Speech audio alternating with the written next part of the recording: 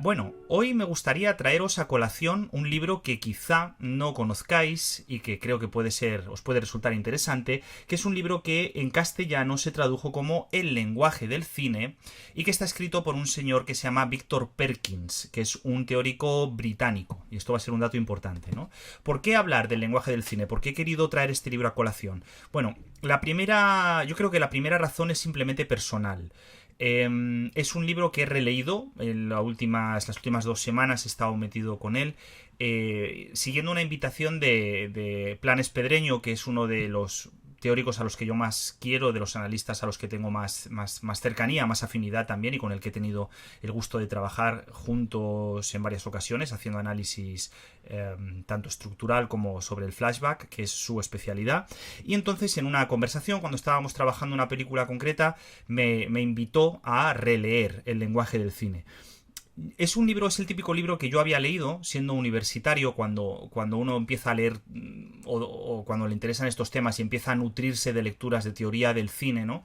Y que la verdad es que había leído un poco aceleradamente y no le había sacado el jugo que el libro tenía, o por lo menos mi recuerdo del libro era como un libro un tanto grisáceo, un tanto obvio, y al que no le había, digamos, sacado mucho juego. Sin embargo, cuando Planes me invitó a leerlo, a releerlo, le di otra oportunidad y la verdad es que me sorprendió, o por lo menos me pareció que tenía 3 o 4 ideas muy brillantes. También tiene muchos puntos débiles, de algunos de ellos vamos a hablar porque es un libro muy contextual. Creo que puede ser muy útil para contextualizar ciertos momentos del análisis fílmico y de la teoría del cine en general en los últimos 70 años, y nos va a dar algunas pistas muy interesantes sobre cuáles son los grandes debates y qué significó en su momento pertenecer a un bando o a otro, y qué podemos sacar de por lo menos de algunas ideas, ¿no?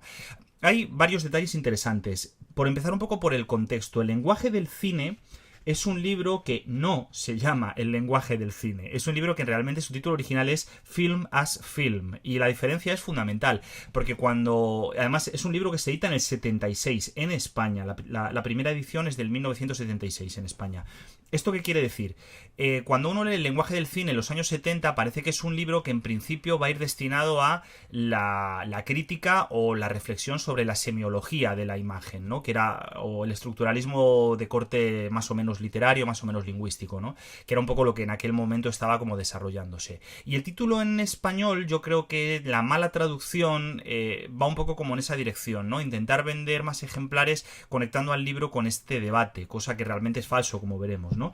El título original, Film as Film, es mucho más interesante, porque aquí realmente se está poniendo encima de la mesa el problema de la especificidad del cine, que es un problema que hoy en día, gracias a Dios, está bastante desfasado. Es decir, no pasamos demasiado tiempo debatiendo qué es lo que tiene de específico el cine frente a las series, o frente al videojuego, o frente al videoclip, o frente a la literatura, pero que en su momento pues fue un debate, yo creo, bastante relevante, y del cual hemos aprendido mucho, o por lo menos hemos pensado mucho. Entonces, claro, lo que a Perkins le interesa no es el lenguaje del cine, como se plantea en el título del libro, sino la especificidad de lo cinematográfico. Claro, evidentemente esto ya tiene un problema de entrada, es pensar que hay una especificidad de lo cinematográfico, pero le cogemos de la mano y seguimos un poco con él. Otro detalle importante: este libro fue editado en España por Fundamentos. A mí me gusta mucho.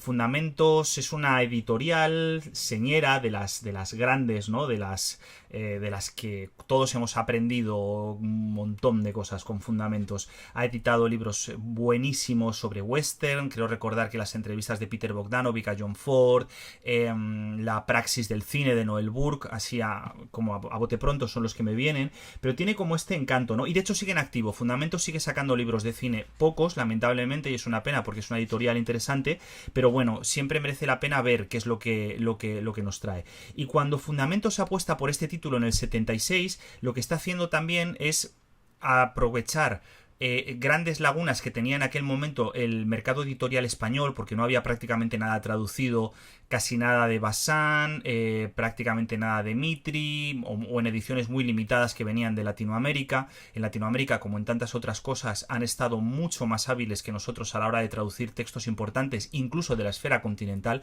que ya es decir.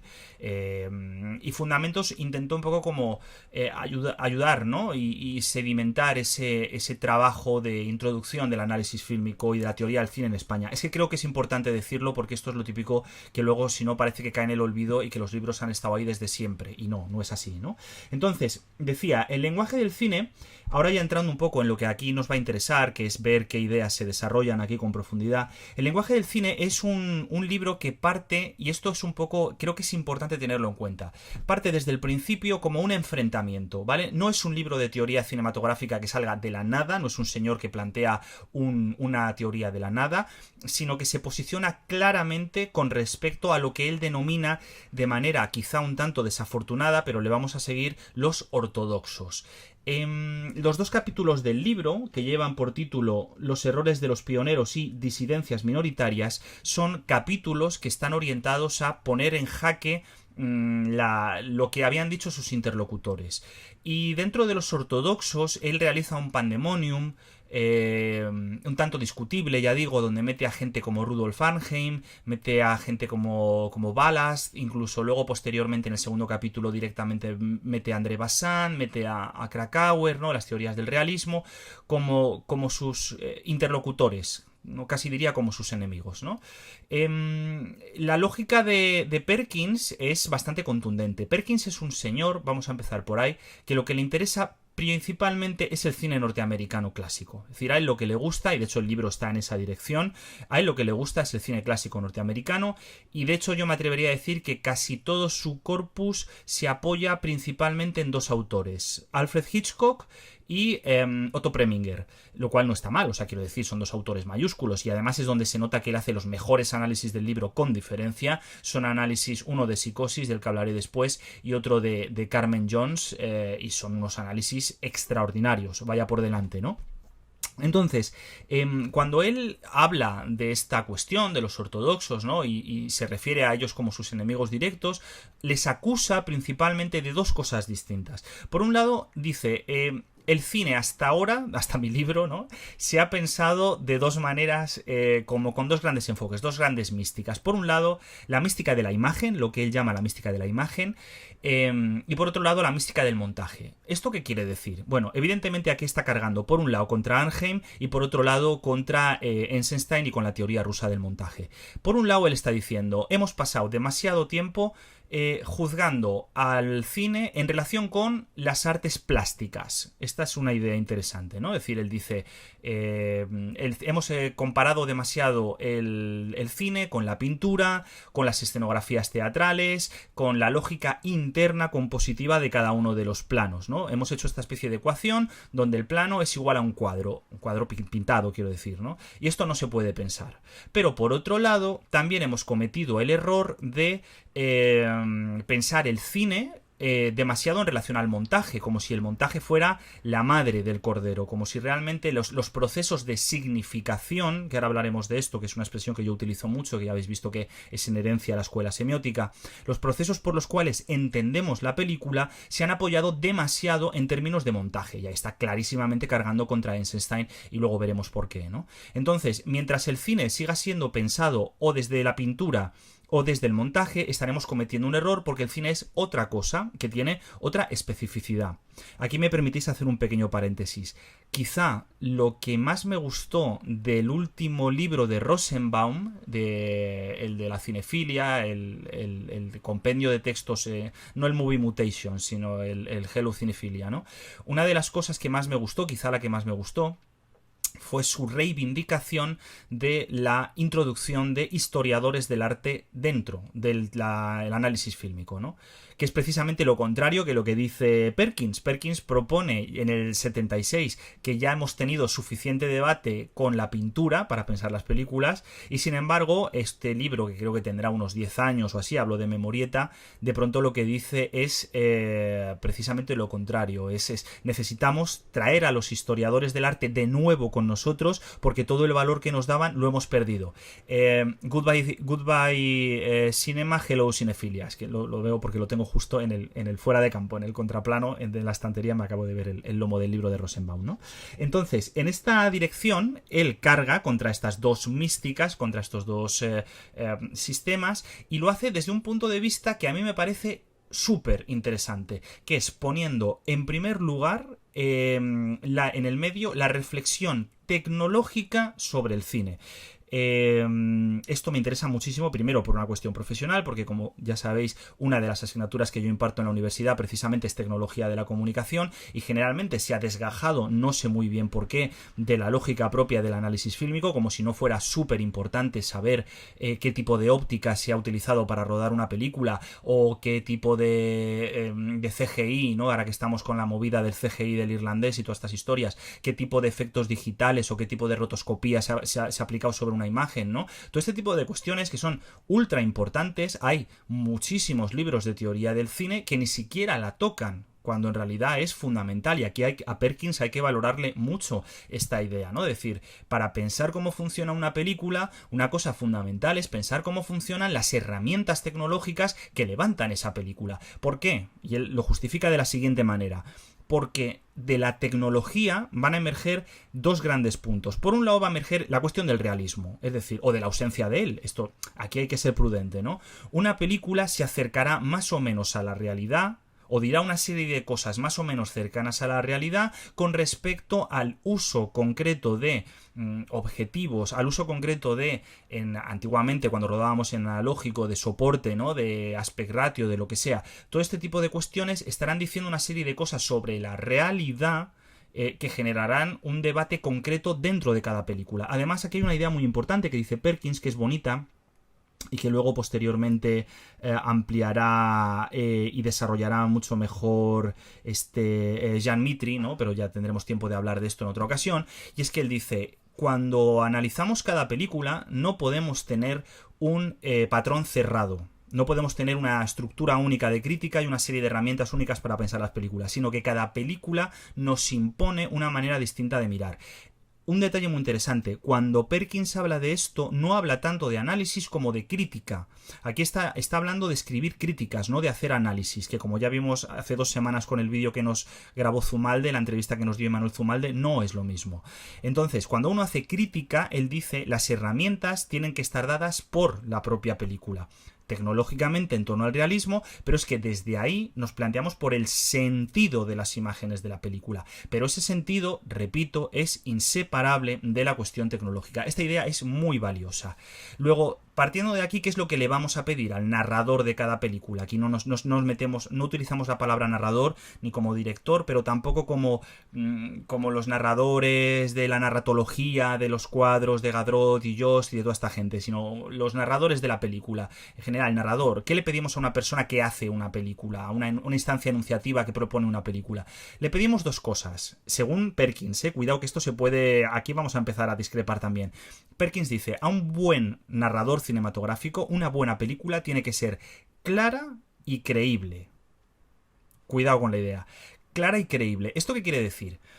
Que por un lado, una película tiene que ser entendible. Esto lo propone Perkins. Si uno sale de la sala y no ha entendido la película, cree que no ha entendido la película o no tiene elementos para entender lo que esa película propone, tenemos un problema, Houston, tenemos un problema, ¿no? Por otro lado, si yo no me creo lo que ocurre en esa película, si yo no le doy una verosimilitud, una coherencia a los acontecimientos que ocurren en esa película, sigo teniendo un problema. Vamos a ver, evidentemente, Perkins, esto es mi idea, esto es una idea que quizá sería discutible, pero es la mía. Perkins, por ejemplo, se hubiera horrorizado frente a un David Lynch, o se hubiera horrorizado frente a un Tarkovsky, o frente a un Guy Maddin, ¿no? Perkins no le da valor a lo que se entiende. Pero que claro, la pregunta es, ¿qué quiere decir se entiende para Perkins? Quiere decir a lo que está sometido a un proceso de causalidad que el espectador puede seguir con más o menos claridad para llegar a una serie de conclusiones al final de la película. Esto es, obviamente, cine clásico norteamericano. No me voy a meter en las, a mi juicio, desafortunadas declaraciones de McKee, de Robert McKee, también hace una semana, creo recordar, pero digamos que el sistema de Perkins es muy similar al de McKee. En este punto concreto, las películas tienen que ser claritas, tienen que estar bien hiladas, tienen que llevarte a una cierta conclusión, y además tú tienes que creerte dentro del universo cinematográfico, ojo, dentro del universo cinematográfico, no dentro de nuestro mundo, lo que está ocurriendo dentro de esa película. Por poner un ejemplo como muy básico, si dentro de la película se admite que hay un señor que viene de Krypton y que vuela, y que hay una cosa que se llama Kryptonita, que es su punto débil, son las normas de la película, y si nosotros creemos en ellas, si las aceptamos como válidas, pues bien, o sea, son parte del sistema narrativo.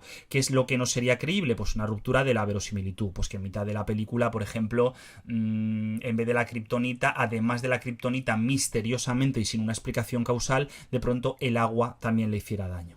Claro, evidentemente, ¿qué es lo que falla aquí? ¿O qué es lo que falla? ¿Dónde está el problema? El problema fundamental es qué pasa con todo el cine de vanguardia, porque evidentemente en el cine de vanguardia lo que hay es una negación explícita tanto de la claridad enunciativa como de la credibilidad enunciativa.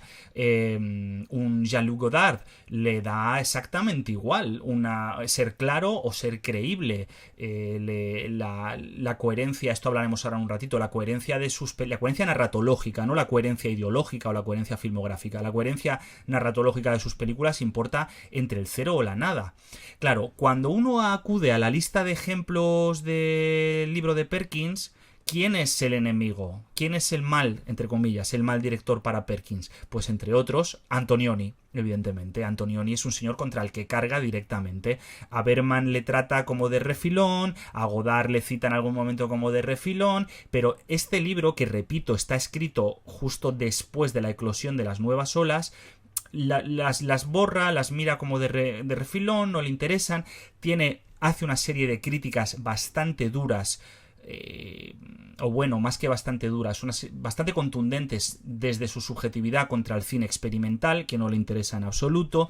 Entonces, claro, evidentemente aquí estamos, como ya decía antes, de nuevo en el territorio del MRI. Lo que pasa es que este libro tiene un capítulo, creo recordar que es el 5, efectivamente, el capítulo 5, que empieza en la página 85, que es extraordinario, que es un capítulo que se llama El mundo y su imagen. Solamente por este capítulo merece la pena leerse el libro. El resto del libro, ya digo, es anecdótico, incluso en muchos casos muy discutible. Luego plantearé otra crítica concreta. Pero este capítulo 5 es realmente extraordinario, porque en este capítulo es donde él despliega su propuesta teórica concreta. Ya ha cargado contra los ortodoxos, ya ha hablado del desarrollo tecnológico, y en un momento dado dice, ahora sí que sí, me voy a meter a ver qué es esto de las relaciones entre el cine, el mundo cinematográfico y la imagen. Y aquí es espectacular. Vamos a pillar una cita concreta. En la página 85 estoy, nada más arrancar, ¿no? Lo que vemos en el mundo depende mucho más que lo que vemos en la pantalla de nuestra voluntad y antojo. En el cine estamos obligados a aceptar el punto de vista que se nos da. Y más adelante afirma, pero por la misma imposibilidad de influir en el curso de los hechos, tampoco hay necesidad alguna en hacerlo. Si carecemos de poder, también carecemos de responsabilidad. Más allá de la cita a Spiderman, a la famosa frase de Spiderman, de un gran poder requiere una gran responsabilidad, lo que está diciendo aquí, lo que empieza diciendo Perkins, es que la relación con la película, nuestra relación con la película es una relación aparentemente de pasividad, aparentemente de no estar pegado a la pantalla, ¿no? De no poder interactuar directamente con los acontecimientos, pero esto sirve a la vez para protegernos de la lógica de lo que está ocurriendo en la pantalla y para asombrarnos ante las decisiones formales, ante la escritura de ese posible mundo que nos da el director. Esto es súper bonito. Claro, ¿qué es lo que está...? Cuando él pone el ejemplo de un incendio, ¿no? Dice, cuando hay un incendio en una película, ahora ando trabajando con una compañera el final de Suspiria de Argento y se ve muy muy bien, ¿no? Cuando hay un incendio en una película, uno no se preocupa por las consecuencias de ese incendio, en el sentido de que no puedes apagarlo, no puedes quemarte, no puedes pasar nada en él, pero sin embargo hay una serie de decisiones significantes en el hecho de que se dé ese incendio que nos llevan a tomar en cuenta una serie de lecturas, a meter ese silencio en una cadena significante, perdón, ese silencio, ese incendio, en una cadena significante para ver qué significa, cómo funciona, qué nos transmite, etcétera, etcétera. Entonces, cuando empezamos a leer a partir de aquí y vemos un poco cómo se va distinguiendo de Bazin, de pronto empieza a hablar de la cuestión de la mirada del espectador con respecto al mundo. Y la clave que plantea es la siguiente, y aquí sí que me tengo que detener un poquito más. Para Perkins, este es el corazón de su propuesta, las películas, hacer películas en general, está relacionado con la dificultad entre mantener un equilibrio entre todos los elementos que funcionan o que están funcionando al mismo tiempo en un plano, ¿no? Mantener un equilibrio formal, un equilibrio también narrativo, un equilibrio estético, conseguir, digamos, armonizar de alguna manera todos esos elementos y al mismo tiempo mantener su coherencia dentro de la película y al mismo tiempo generar significados que no sean ridículos. Es decir, por ejemplo, en su extraordinario análisis, para mí es lo mejor del libro con diferencia, de hecho es de esto que dices, joder, cómo me hubiera gustado a mí escribir este análisis. En su extraordinario análisis de la escena de la ducha de Psicosis, que probablemente sea, fijaos que Hitchcock es un autor que se ha trabajado por activa y por pasiva, el propio Castro de Paz, González Requena, anda que no hay textos extraordinarios, buenísimos sobre Hitchcock, buenísimos, bueno, el análisis que este tío se marca de la escena de la ducha de Psicosis, que además está como súper sobada, es un análisis extraordinario. No diré lo mejor que se ha escrito sobre Hitchcock, pero de lo mejor. Y lo que él dice en este análisis es, tú tienes un montaje absolutamente descabellado. Tienes un montaje donde además no ves digamos, los materiales abrasivos de la escena, no ves el corte concreto, el cuchillo que penetra, la víscera, la herida, la sangre, sino que directamente está todo absolutamente sugerido. Pero se mueve en la línea entre lo que el ojo puede tolerar ver y al mismo tiempo en toda la cantidad de significantes que se anudan en la escena y dentro de la película. Ejemplo, el cuchillo que Norman Bates hace descender sobre el cuerpo de Marion remite, esto lo dice Perkins, remite de alguna manera a la escena en la cual se tomaba un bocadillo con unos pájaros detrás, unos búhos o no sé qué historias, y tenían la escena esa como en el interior de la habitacioncita de la recepción del Motel Bates, ¿no? Claro, esto nos puede parecer que está un poco sacado de madre o que es una sobreinterpretación, pero en la lógica de Perkins es como, bueno, está dentro de la película, se admite, hay una serie, además hay unos pájaros, si no recuerdo mal, en el dintel del cuarto de baño, entonces hay una relación, hay una coherencia interna, la cuestión está equilibrada, si lo quieres ver, lo puedes ver, si no lo ves, no pasa nada, porque no va a modificar forzadamente tu visión de la película, no te va a modificar la manera en la que en la que vas a leer la película, ¿no? Claro, un mal ejemplo, este sería un buen ejemplo. Un mal ejemplo del sistema de Perkins serían esas películas donde el montaje o la colorimetría genera efectos que no están dentro del universo. Por ejemplo, creo que recordar que él cita El desierto rojo de Antonioni y entonces él dice que en una escena, mientras el personaje se va hundiendo psicológicamente, la habitación se va oscureciendo o los colores, el tratamiento del color se va oscureciendo porque sí, sin venir a cuento, no porque haya una nube que tape el sol y no sé qué, no porque se cierre una ventana porque un personaje la cierra porque no sé cómo, sino que directamente de manera desde fuera de la película, por así decirlo, hay como una especie de mano invisible que rompe esa coherencia, que la desmenuza, que la quiebra y que hace otra cosa con ella y fuerza la lectura del espectador. Entonces como, fíjate, te estoy modificando el mundo para que te des cuenta de este detalle o de este otro detalle. Luego, lo interesante del sistema de Perkins, el sistema de análisis que es como el cogollo del asunto, la clave que a mí me interesa aquí, es la posibilidad de que sea el mundo interno de cada película el que despliegue todo el juego de significados. Es decir, que dé la impresión de que en ese sistema, entre comillas, realista de la película, uno pueda entender mejor los puntos de giro de guión, los sentimientos de los personajes, lo que, pues eso, las circunstancias en las que viven, los objetos que les rodean, todo eso esté apuntando de manera coherente a el interior de la película. Voy a poner otro ejemplo un poco más reciente. Este no está en Perkins, pero justo coincidió que vi la película la semana pasada y me acordaba de esta cuestión. Adiós, que es una película, a mi juicio, muy, muy interesante dentro del cine español. Es un thriller con Natalia de Molina, que como bien sabéis es una de mis actrices de cabecera, con Mario Casas. Es un thriller que está muy, muy bien. La dirige Paco Cabezas, que es un señor que sabe bastante de dirigir, sobre todo en cuestiones en género cinematográfico. Hay un momento determinado donde bueno, a partir de la muerte de un personaje que se llama Estrella, la madre de este personaje, que es Natalia de Molina, en una interpretación extraordinaria, entra en la habitación de la niña y tiene como una especie de Cristo como enmarcado en una estrella de neón o algo así, como una especie como de juguete que tiene colgado ahí en su cuarto, que es como una estrella que brilla con un Cristo al lado y tal. Eso es una cuestión de dirección de arte, evidentemente. Eso es una cuestión de atrezzo de interior, de diseño del interior.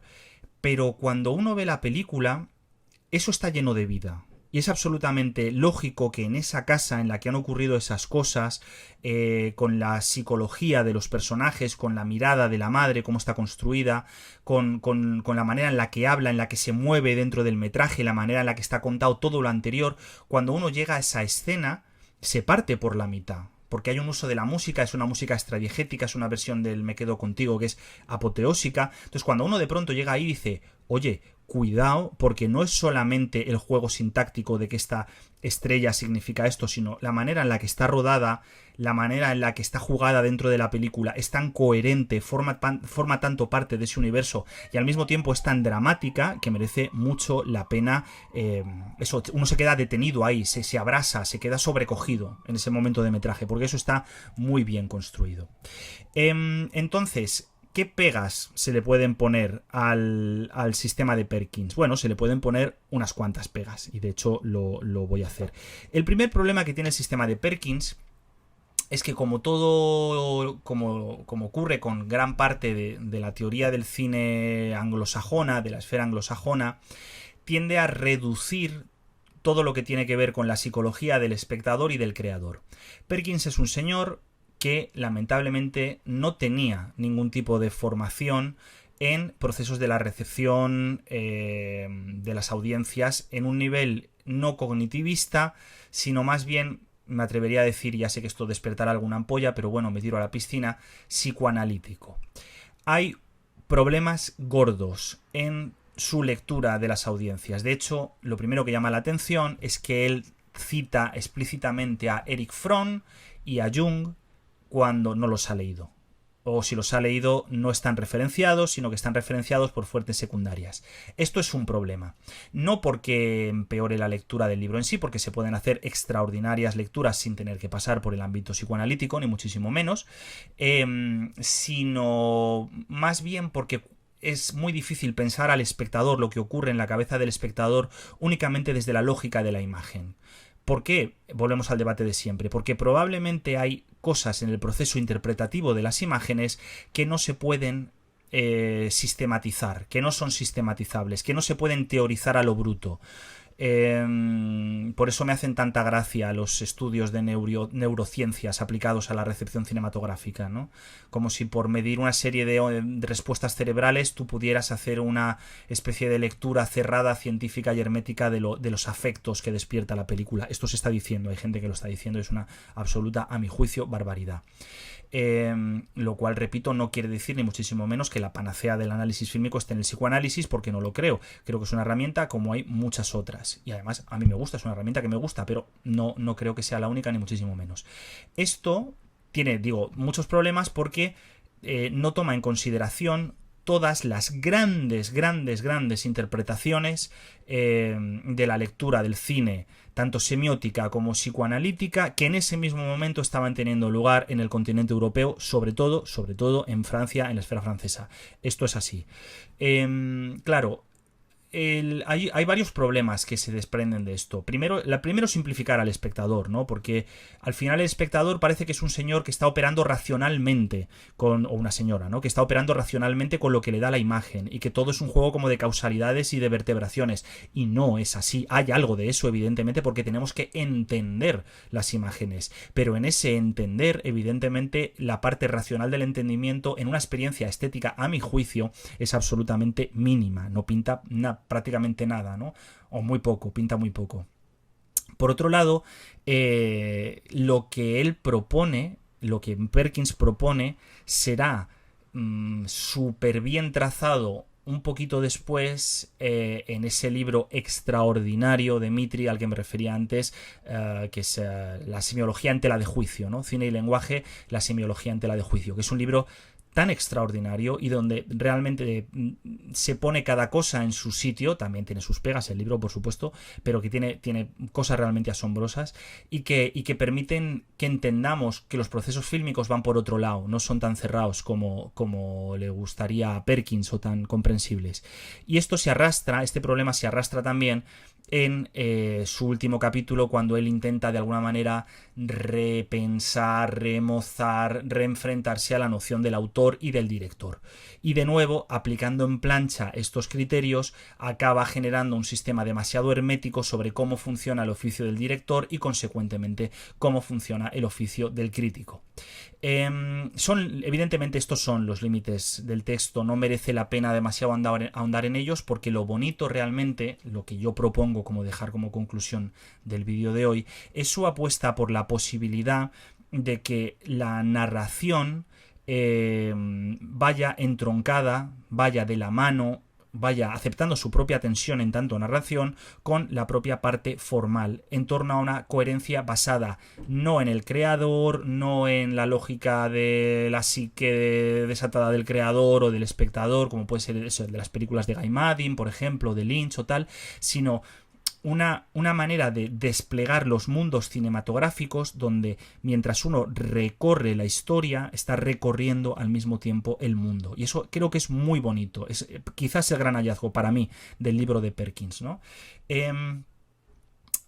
Él no maneja bien la cuestión de análisis estructural. De hecho, el libro es profundamente contradictorio. Cada vez que habla del estructuralismo dice una cosa diferente. De hecho, no sé si es una cuestión de traducción o no. No sé si él se está refiriendo a los estudios estructurales o utiliza la palabra estructura de una manera quizá un poco más intuitiva, más vinculada con las estructuras de guión. Pero sí que dice una cosa muy bonita y que además yo creo que para los estudios estructurales es muy interesante. Él dice, en un visionado el espectador está guiado en primer lugar por los mecanismos de la trama, que es lo que hemos estado viendo en los vídeos anteriores de la fábula cinematográfica y todo esto. ¿Quiénes son los personajes? ¿Cómo cambian? ¿Cómo evolucionan? Arriba, abajo, curvas de transformación, tal. Todo eso es verdad. Pero lo bonito es que, dice Perkins, lo bonito es que en ese despliegue de la estructura, al mismo tiempo hay una parte que tiene que ver con la exploración del mundo, que tiene que ver con cómo miramos ese mundo, cómo se nos guía a mirar ese mundo, qué tiempo se nos da para permanecer en un encuadre, desde dónde se pone ese encuadre, es decir, la forma. Y en esa tensión formal aplicada a lo que sería la cuestión del mundo cinematográfico es donde reside en Perkins la cuestión de la coherencia narrativa.